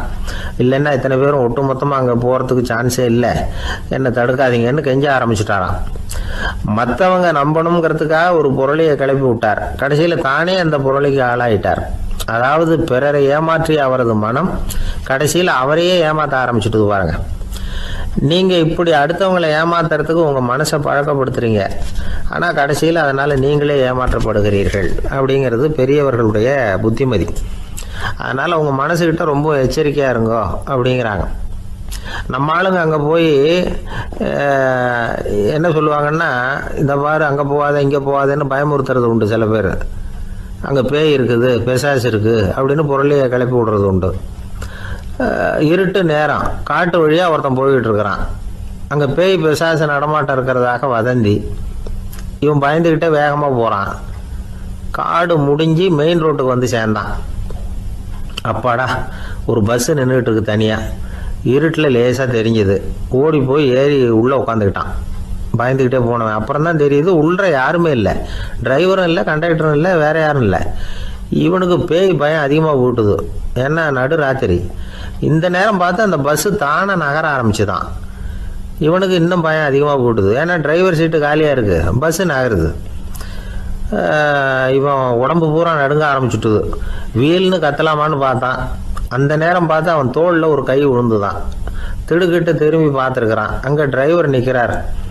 அவர் சொன்னாராம், ஏன்பா ஏற்கனவே பஸ்ஸு பிரேக் டவுன், நாங்கள்லாம் பின்னாடி இறங்கி நின்று தள்ளிட்டு இருக்கிறோம், நீ மட்டும் ஜாலியாக ஏறி உக்காந்துக்கிட்டியா, இறங்கி வந்து தள்ளப்பா அப்படின்னாராம். ஒரு அம்மா, அவங்களுக்கு 35 வயசு இருக்கும், குடும்பத்தில் எந்த கஷ்டமும் இல்லை, இருந்தாலும் காரணம் இல்லாமல் பிள்ளைங்க பேரில் கோவப்படுறது, எரிஞ்சு விடுறது அவங்க வழக்கம். பிள்ளைங்க அழும், உடனே அவங்க மனசும் சங்கடப்படும்.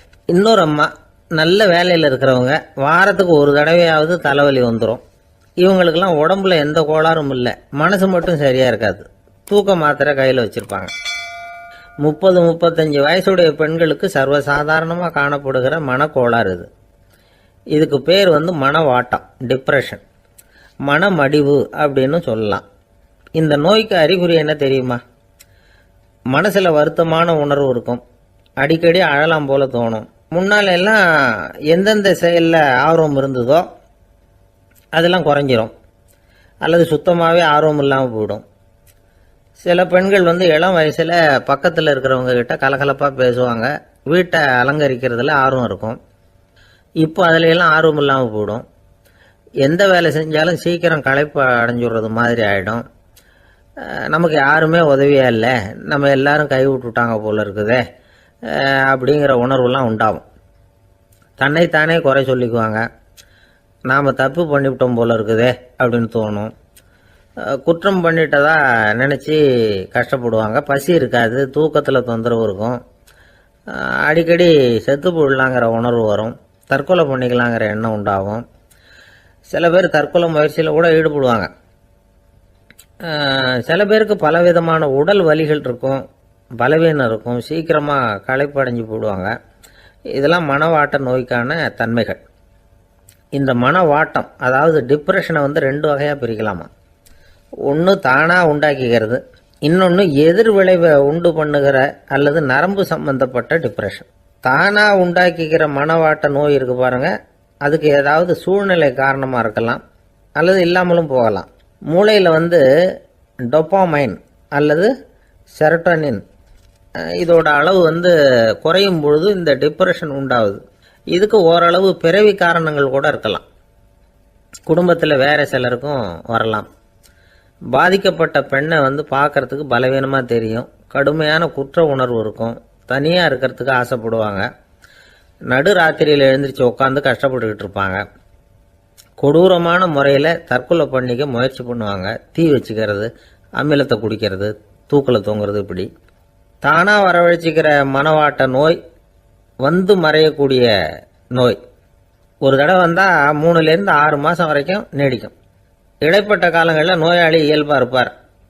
எதிர் விளைவை உண்டு பண்ணுகிற அல்லது நரம்பு சம்பந்தப்பட்ட மனவாட்ட நோய் எப்படின்னா, கணவன் மனைவி மாமியார் மருமகள் இப்படிப்பட்ட உறவு முறை பிரச்சனைகள், தோல்விகள், எரிச்சல்கள், ஆபீஸ் பிரச்சனை இப்படிப்பட்ட சூழ்நிலையால் உண்டாகிறது.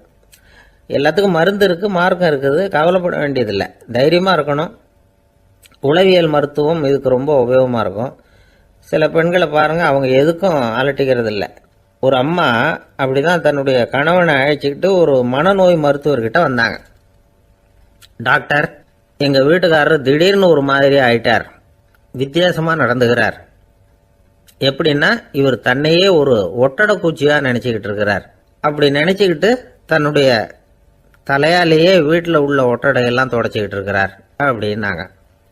எவ்வளவு நாளாக அப்படி இருக்குதுன்னு கேட்டார் டாக்டர். 1 வாரமாக அப்படி இருக்குது அப்படின்னாங்க அந்த அம்மா. அப்படின்னா முன்னாடியே ஏன் அழைச்சிட்டு வரல அப்படின்னு கேட்டார் டாக்டர். வீடு பூரா சுத்தமாகட்டுமேனு பார்த்துக்கிட்டு இருந்தேன் டாக்டர் அப்படின்னாங்களாம் அந்த அம்மா. துஷ்டரை கண்டால் தூர விலகு, இப்படி ஒரு பழமொழி உண்டு. எதுக்காக இப்படி சொல்லி வச்சாங்க?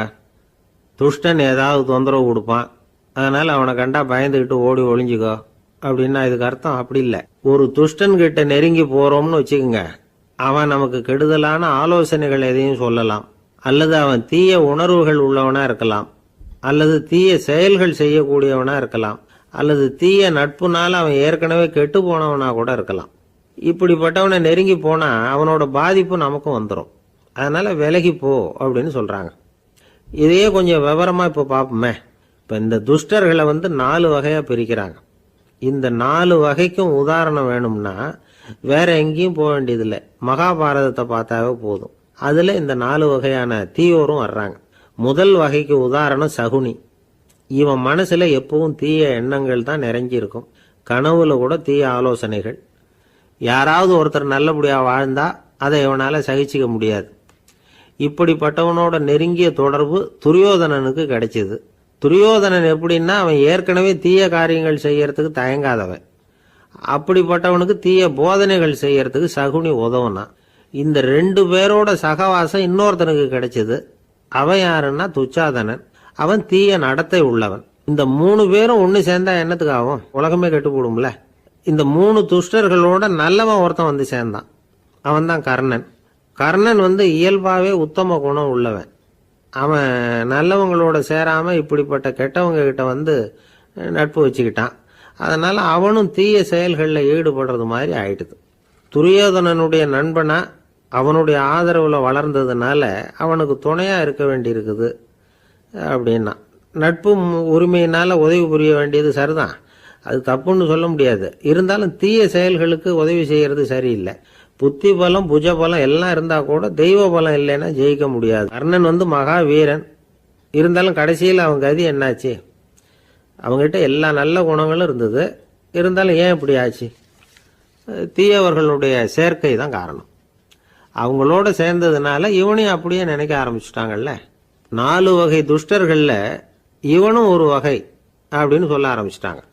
அதாவது தீய ஆலோசனைக்கு சகுனி, தீய உணர்வுகளுக்கு துரியோதனன், தீய செய்கைக்கு துச்சாதனன், தீய நட்புக்கு கர்ணன். இப்படி உதாரணமாயிட்டான். அதனாலதான் துஷ்டரை கண்டால் தூர விலகு அப்படின்னு சொன்னாங்க. அது புராண காலம். இப்பெல்லாம் நிலைமை கொஞ்சம் வேற விதமா இருக்குது. அன்னைக்கு ஒரு நாள் அப்படிதான் ஒரு காட்டு பாதையில யாரோ ஒருத்தர் அடிபட்டு கிடந்தார்.